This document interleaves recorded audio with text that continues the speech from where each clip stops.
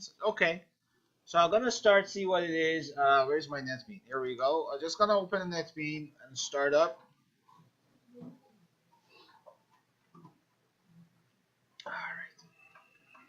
All right. So this is a NetBean environment,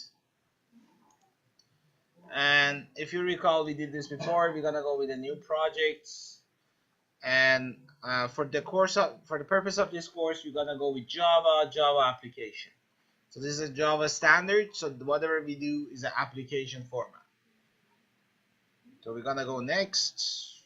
So we're gonna name it properly. Get into the habit of naming things properly. I used to just put random names, and then I got used to it. Then later I have like many projects, many kind of programs. It's always good to name things properly. So please, for your own sake, get a hold of naming things properly. I'm gonna call this week 2. And this is a project location. If you don't want to save it on these computers, or you want to save it in basically USB or anything like that, you press here and you locate or navigate the location you want. This is a project folders. For the purpose of this course, gonna have a main for now. Like later we might just do classes that it doesn't have main, but for now we need main, so we take this one that it creates the main for us, so I don't need to type it anyway. So we're gonna do this, and we're gonna press finish, and we wait till they create the project. Usually takes like depends on the computer obviously, but 30 seconds. Here we go, and here we are. So I'm gonna just kind of zoom in here.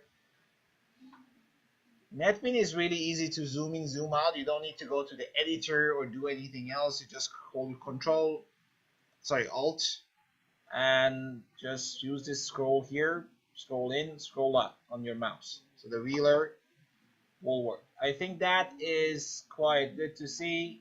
This is a layout of the program. This is your navigator. It tells you how many parameters you have, how many variables you have, and such, so you keep track of things. So far we have a main, which is we demand to create it for us. The program does. This is your package and your project. So this is your project. This is your source package. In your source package, you have different packages, and we are in week 2 package. Later on, you can have multiple packages, and in each package, you can have multiple Java files. So in this case, we have week 2, which is we have it open, ready to go. All right, so we're gonna talk about these as we go. So before I start, so this is identifies what package this. So what package this identifies what package this class is belong to. So this is the first line. There's 2 things. Documentation in programming is really important. There's internal documentation and external documentation. Internal documentation is commenting. So if you write something, it's always good to comment it, because guess what? It happens to me. I code one day for a couple of hours, go home, I come back in the morning, I take a look at my code, I don't even understand it. Because at the time you're wired, you don't really know what you're doing. So it's always commented properly, and it's important. We're gonna learn that in Java for a single line comments, you use double slash, which is I did. I always have problem which one is backslash and which one is slash. The easier way is this. So slash, always backslash is falling backwards, and slash is just falling forward. So whenever you compute, you always do compute between these two. When you say backslash, is the one that actually falling backwards, and the other one would be. But that's a trick I always use. I'm not really good with. I have like a mirror mind, so always just fully left-handed. So I always have those tricks to remember what is what. So back. This is a slash. All right. So what if I would need to have multiple lines? For that, you're just gonna start with a slash star and press enter. If you press enter, you can see it opens the scope here for you, and it closes automatically. So for multiple line commentations, you can use /*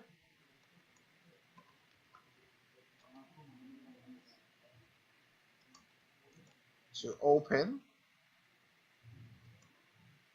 the section and */ to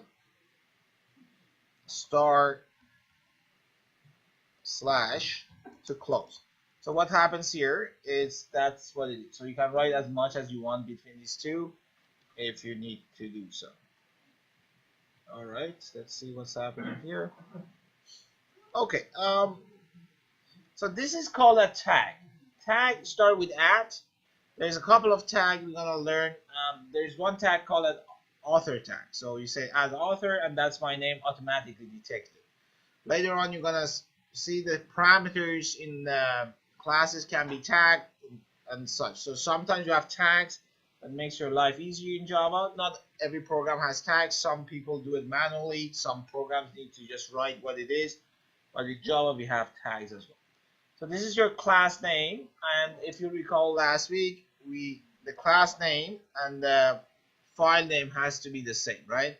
So you have week2 here, and this has to be week2. If you change that to this, it gives you this error, which it tells you what. So this says you should either rename the name of the file, Java file, or just create something else. So this is important. We covered those last week. Here we go. This is another tag called a param2. So you talk about this guy. This is a command line argument. Whatever you create and you compile goes through this channel, let's say, to JDK or Java Development Kit. But you need it. And here it tells you what to do. Comments. To do the code application log here. So here's you do your code today between these scopes. If you're confused with these scopes, which one is which, you just click on it and it tells you where it actually closed. So these two belong to each other, and these two belong to each other. Okay, let's start. Let's see what it is. Before I go further, I need two packages today to use for the purpose of today's code, and I'm gonna import those. Java is a comprehensive language program, but you also have packages that you can import and use. So the first package, we're gonna import. Let's go Java dot util, which is a utility belt of the Java. That's a basic. You always need that somehow if you have input, output, or such. And scatter. Semicolon. So one of the things is this is a utility belt of Java. You usually need that. In the utility package, there's many things. If you're not sure which one you're gonna use, you always can include all of them. So let's say if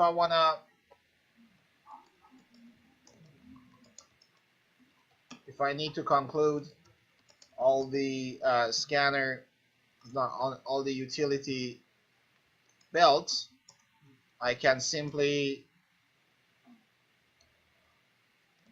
use star. So what I mean by that is you can simply write this like that. So you can go import. I'm gonna keep both. The util dot. You see, there's a lot of them there. There's an array, there is abstract, queue, all that, right? If you need all of them to be concluded, just put star and basically keep all of them. So when you see you don't know or you're using multiple of it, you don't want to write 5 lines of utility, just put star and that concluded. So I'm going to comment that one, just a hint here. The other one I'm going to use is, we're going to go import. So this is from Java X Swing. Swing, it's one of those, it's for graph GUI, so graphical user interface. We're going to go comprehensive into that when hitting chapter 12 and 13. But for now, J option panel. So Java option panel is one of those panels you've seen a lot on the website. It pops out and lets you do stuff. We're gonna cover basic Java option panel today and see how Java actually interact with user using graphical user interface menu. So these two, this is for importing Java option panel. All right, so these two I need today. So now we can move on with our life.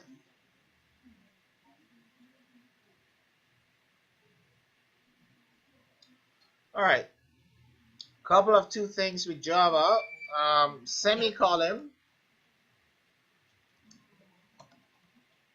means this is in Java. All right, so semicolon means okay. Let's put it this way: the finish, the end of a statement indicated in Java with semicolon. So you see, I'm using the semicolon here, right? This is important. In Java, you might write 5 lines of the code and it means one statement. I'm going to do that a lot because I have a limited space here and I zoomed in. So I'm going to kind of break it down. So as far as you don't put the semicolon, I'm still waiting to see what it is, and that would be this statement. The other one you need to know before you start, you see some of the words are blue, some of them are not. The blue means they are reserved words. So if you calling a variable and you see it turning blue, that's not a good sign. So blue means the keyword is a reserved word in Java. Okay, so we make all those documentation for now. Get us going. All right, so let's see what's in the agenda today. Gonna start with the basic variables. So what are options here?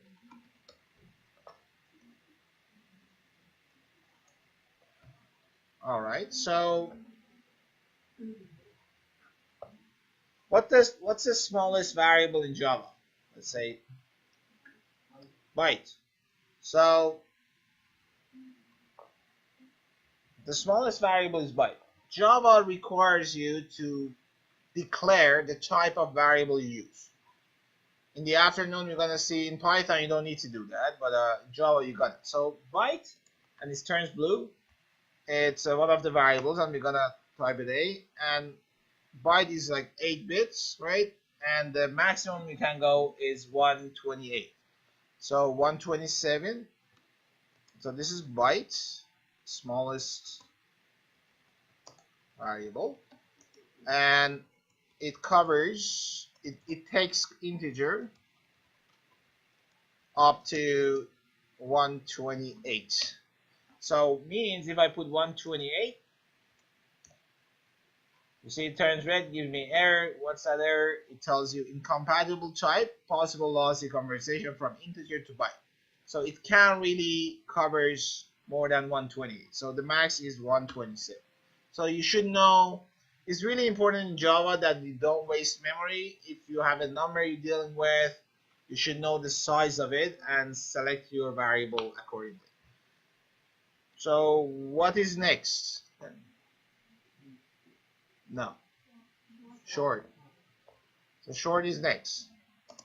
So short, integer coming up next. So the short can store up to 2 bytes, basically. So it's double.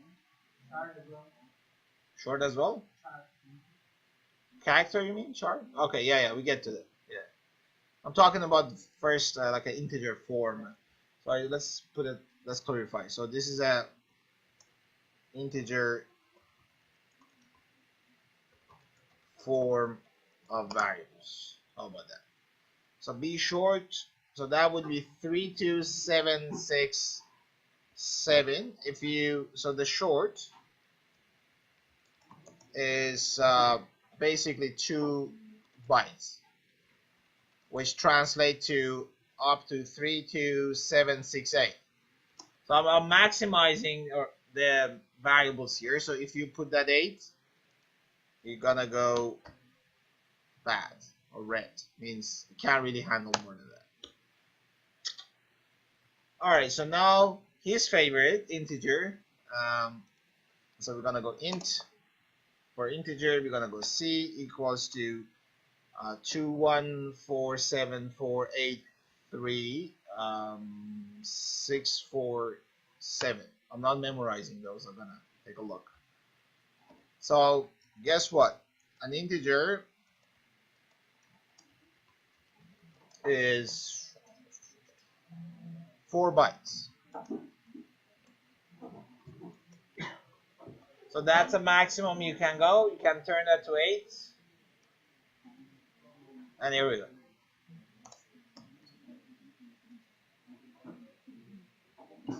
What else? Long. Yeah. A, B, C, D.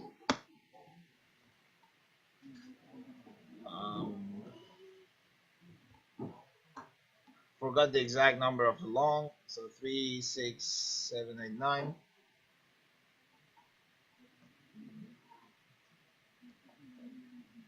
10. Alright, so let's add another 0. Alright, now, okay, so that's good.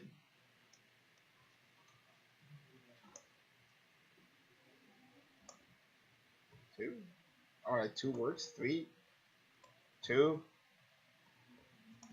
9, no, 7, no, 5, no, 3, 1. Alright, 2, 1. Yeah, it's better to search it. I'm challenging myself. Yeah, I have this weird need sometimes to find things by myself. Here we go, 4. So it's 8 bits. Okay. A long is 8 bits. Let's see. You barely might use long. It's happens like once in a while, but it's there. Okay. How about the decimal forms? So let's go with the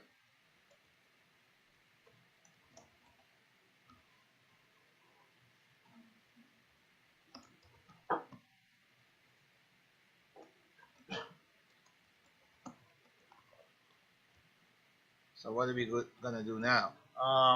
The decimal, the first one is float.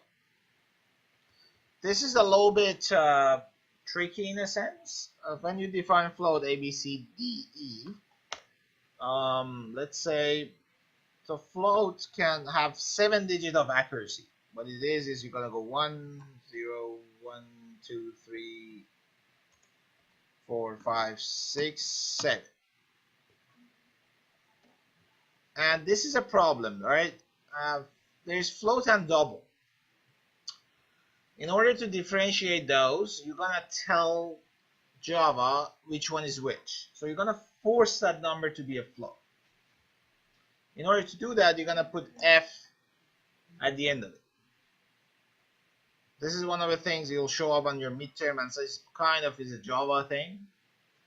But so in order to put it this way, so float can handle accuracy. Float is up to 7 digit accuracy, and you have to force the number to float using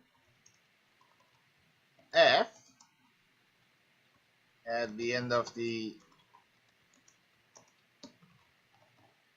Oh, by the way, if you see that red line, means whatever you type before that will be printed in one page. So if you go past that, then your print is just go out of range. So if you need to print the code later, try to keep it between this red line that you can print it and take a look.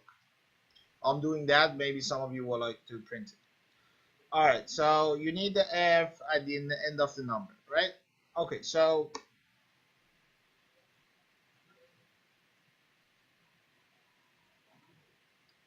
since I'm here, when you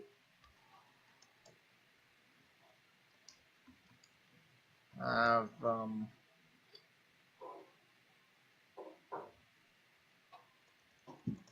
okay, so can I trick, let's put it this way, integer to be a float number? What I mean by that is, can I store an integer into a float type? The answer is obviously yes. The question is how. Okay, so you can use the exponent form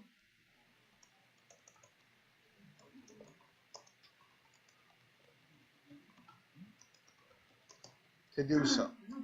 So since I'm here, let's talk about that.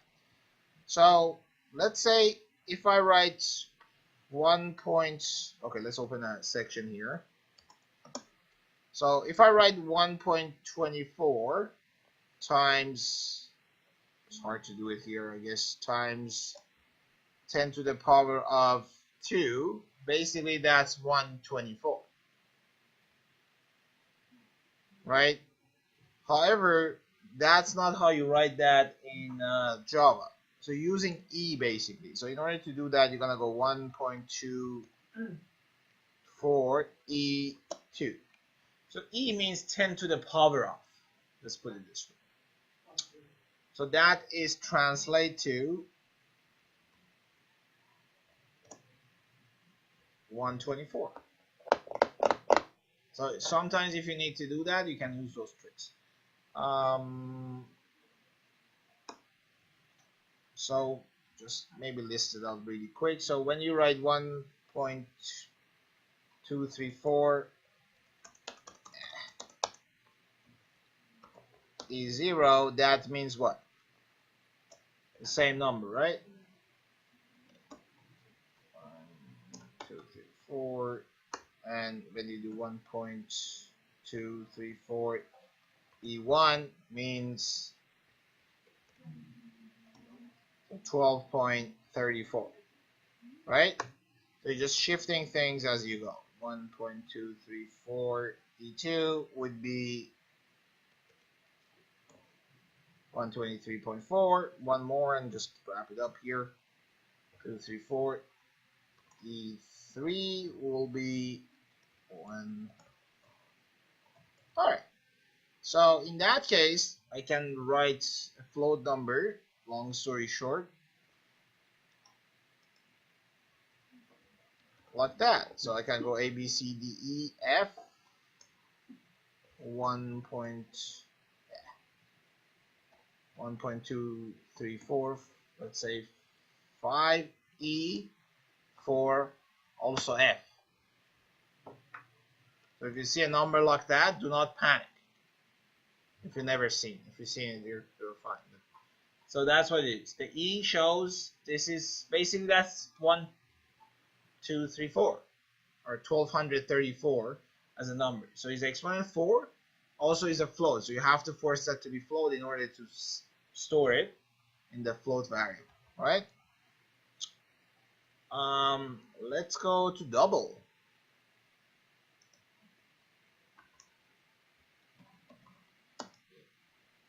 Double is G, A, B, C, D, F, G, and gonna be double can handle up to 15 decimal places. So we can go 1.1234567 oh, 9, 10, 11, 12, 13, 14, and that's it. So a double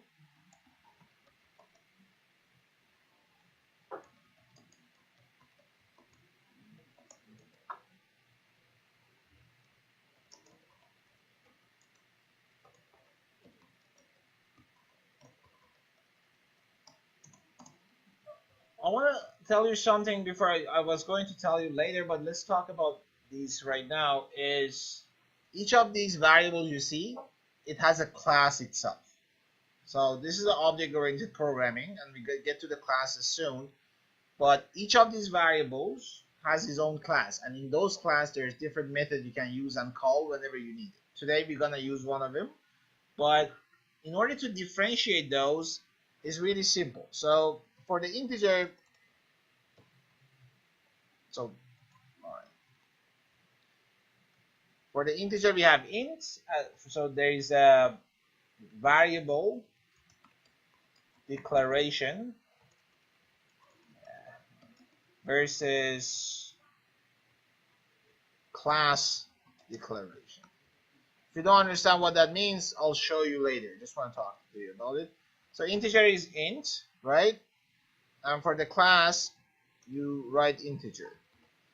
If you notice, a class declaration starts with capital and the variable doesn't. So the tricky part is for the double. So double is like that, which is I just declare here.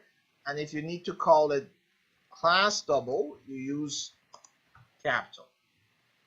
I'll show you what's the difference. Same thing, float and float. So long story short, if you see a variable with a capital at the beginning, capital word, means that's a class, you call it, not declaring any variables. You'll see I use a couple of those today when I need to convert things and such. Just I thought it's appropriate to mention it here before that. Okay, so you can also, let's make another double. Let's go 1.31 E12. So you can also use your scientific notation, basically your E, here as well, right? So I put like e to the power of 12. So that's a big number, obviously. What makes your life easy? Because you don't need to type a bunch of zeros, you can just go through with that. Okay, so this is pretty much it. There's two other variables. Let's talk about that.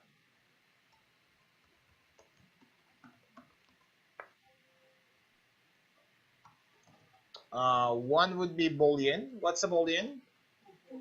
True or false. Is a variable can hold true and false. Later on, we're gonna realize this is a good thing to use when you want to find something. Use it as a flag. If you don't know what it is, I'll teach you. No worries. A, B, C, D, E, F, G, H, I. So the Boolean variable can be either true or false.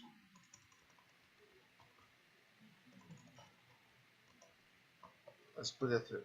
Right? So a Boolean can be either true or false. What else? His favorite character. So you say char. Let's call this J. So in Java, in order to identify character, you're just using single quotation. So you're gonna just put that. You see the program automatically close it, and let's put H, and that would be it. So it holds. So char variable, character variable, just holds one character. It could be anything, and it identified. Okay, you can use. You have to use single quotation, right? And the size, as he mentioned, is 2 bytes. So the size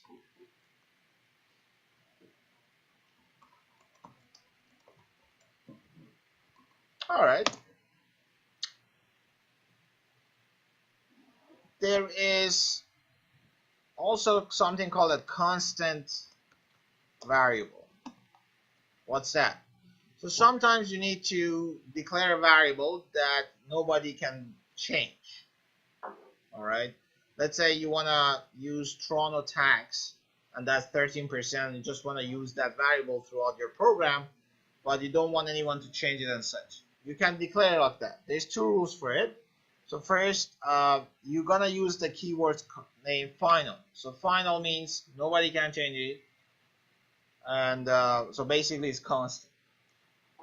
And then you're gonna write the type, whatever it is. Let's go double, and now you're gonna name it. It's really customary to go and write that variables all capital, and for the space you're using underscore or underline. What I mean by that is this: some of the programs, we're gonna see it in the afternoon, Python doesn't really do that. So the only way to understand this is a final or constant variable is the way you write it. So let's show you this. So let's go Toronto. That's how you write. Underscore sales tax. And that is 13%. Means if you later want to call this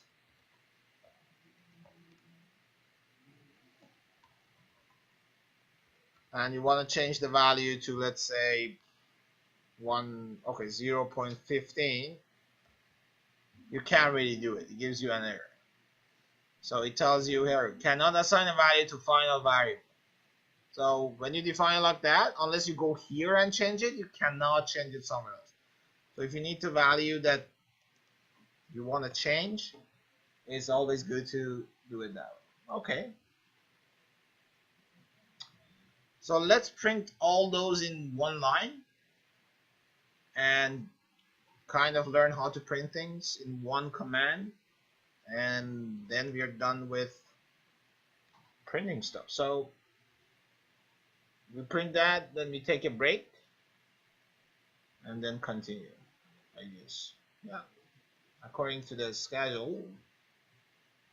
Or maybe I can go, I don't know, depends on. Alright, so let's print it out. So we're gonna use our shortcut, sout. Sout is a shortcut. As I told you last week, you can use your control and spacebar to access those shortcuts. You enter that, and for printing, you basically type system dot, you're gonna identify is the output. You're gonna see today that you can use system in, we're gonna have input as well. Then print line, and you print whatever you want.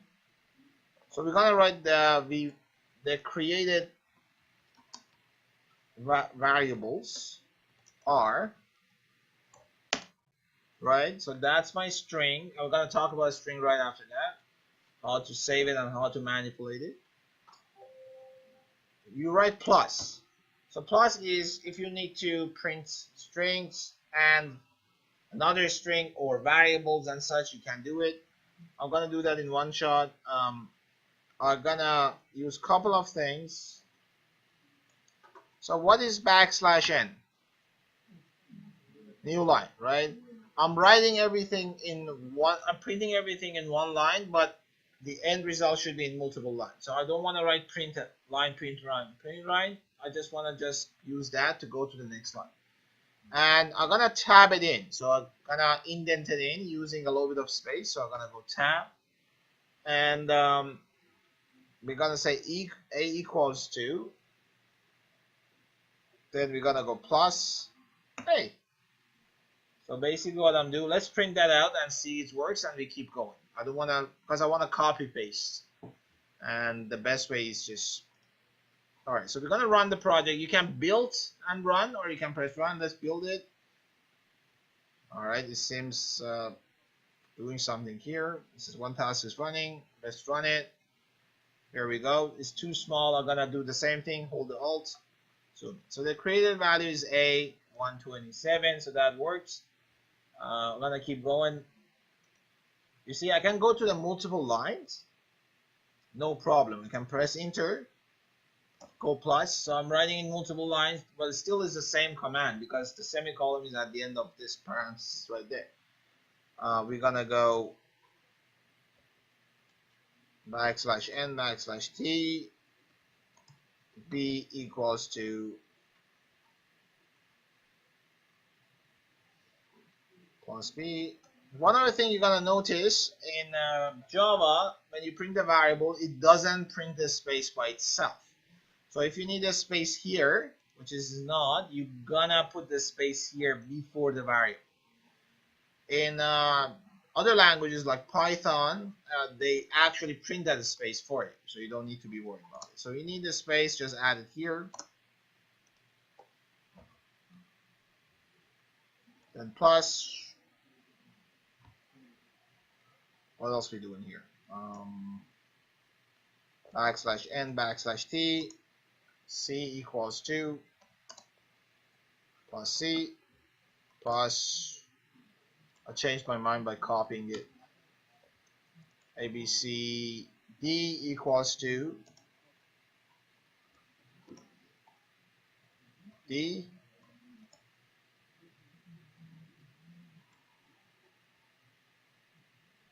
so the plus is the connector, right? A, B, C, D, E.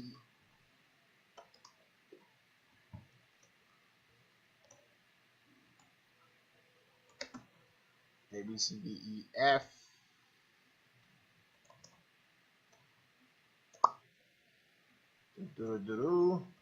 And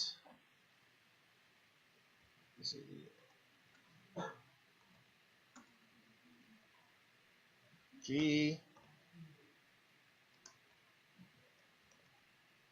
This is the E, F, G, H. Or define a lot of variables for sure. And last but not least,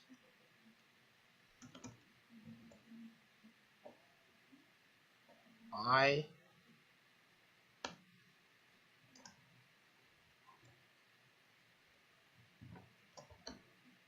and J, right?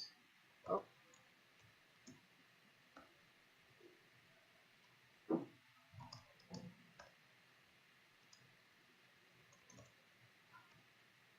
What I did, okay, I lost track. Here we go, J, and that's it, right?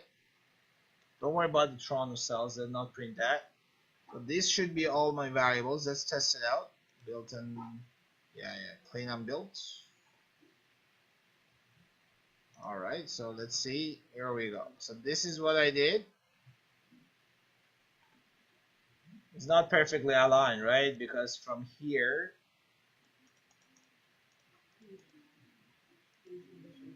yeah, this get bigger, so space actually changed, right? Did I miss it? Also, oh, I added myself. Yeah. So I think. All right, yeah. So that should go there. So this is like that, right? Is that what you're saying? Let's try.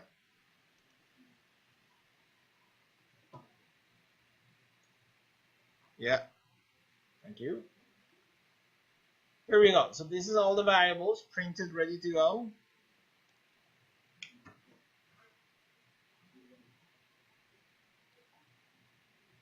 Let's talk about a string, then take a break. It's short. And I'm gonna go grab a bagel. So I'm hungry. Yeah. All right. So strings. So what is a string? It's a collection of characters, right? Could be a number, could be words, could be letters, could be anything. You'll realize later strings are really handy because sometimes the program doesn't know what the input is, so it collected as a string. And we have to manipulate it. We're going to learn that today. So, but let's say there's two ways of defining strings. So this is a little bit, there are two ways of defining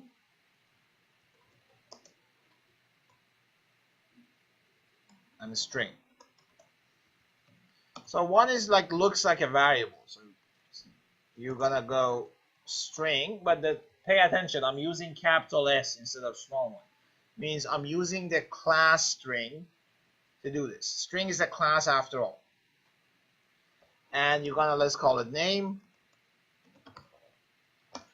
And then for a string, you're obviously using double quotation like that, and write your name and semicolon for the end of it. Right? This is one way. So this looks like you're declaring kind of a variable, but that's not. So the second one is actually using the class, creating this string as an object. If you don't know what it is, we're gonna get to the objects later, but you can use string. The class is there. Let's call it name2, and we're gonna go new. We're calling a constructor string. Later on, we're gonna realize the constructor and the class has to have the same name. If you don't know what it is, we're gonna go through this comprehensively. And here we're just gonna, so both of them are the valid way of creating a string. Both of them works fine. Choose your pick. No, both of them depends. Sometimes you want to use the bottom one. Sometimes you want to use the first one. So string also can be defined as an object.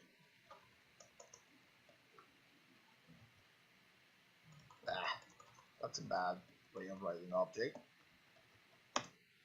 So one of the things you really need to know is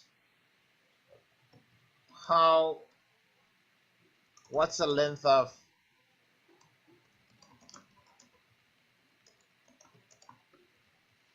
is always need to know where to start, when to stop, or where is the end. So always you have to know the size of the string. In order to do that, you can use a function method for finding a length of, yeah, you have it right here.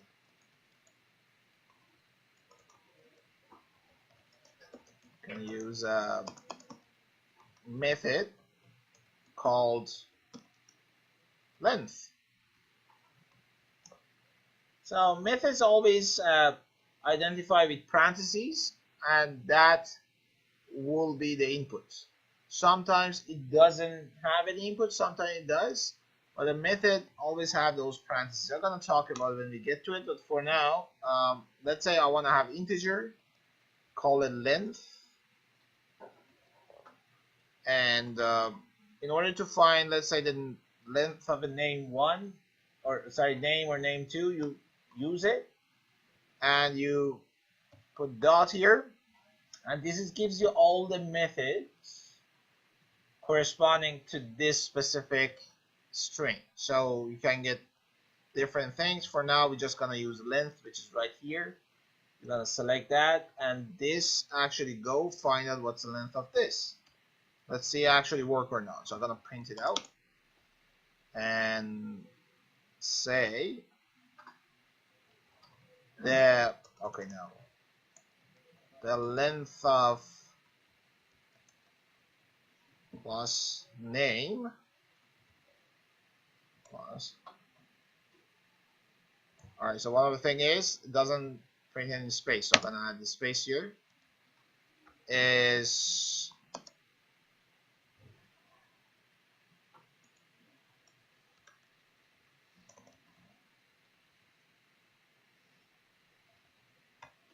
oh no.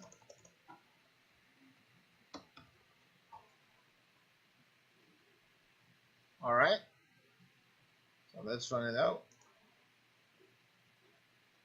So the length of a Sonic berry is 12. So if you count it, there are 12 characters. 1, 2, 3, 4, 5, 6, 7, 8, 9, 10, 11, 12. Right. So a couple of notes I forgot to tell you. The variables cannot have any space, obviously. We talked about it last week. And in order to use and write variables, you can use your camel case, which is okay. So there are two ways to declare and name variables.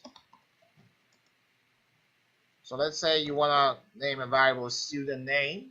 You can start with camel case, which is you start the name student, and when you have space, you just capitalize the next word. That's one way, so you can't really space it out. The other one is you might see it in some programming languages. They're using underscore to do that. Just wanted to clarify that. I thought everyone knows, but it's good to say. All right, so that's it. Let's take a break.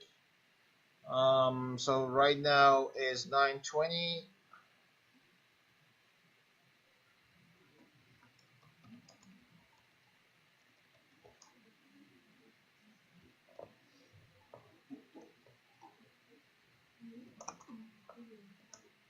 Let's come back 9:50 ish. Yeah. Let's go. Yeah. And continue. All right. So I'm gonna save this, and I'm gonna pause. How do you pause? Forgot to pause.